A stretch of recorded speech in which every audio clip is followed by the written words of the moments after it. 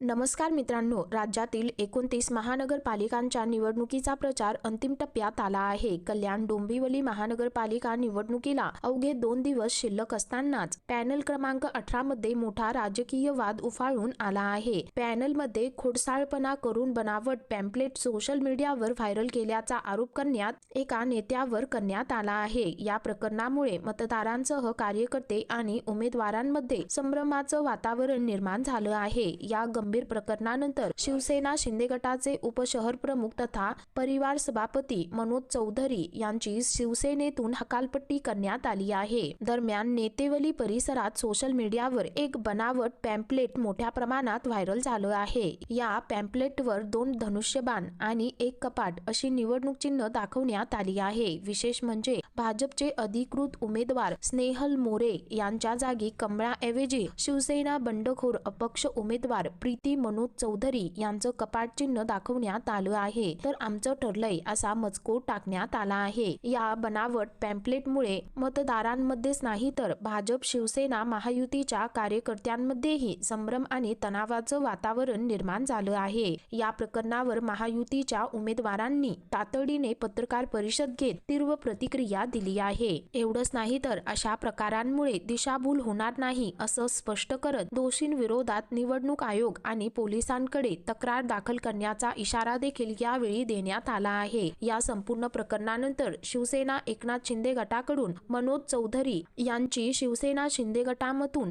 तातडीने हकालपट्टी करण्यात आली आहे. त्यामुळे राजकीय वर्तुळात एकच चर्चा रंगली आहे. तर मित्रांनो, या संदर्भामध्ये तुमची काय प्रतिक्रिया आहे खाली कमेंट करून नक्की कळवा.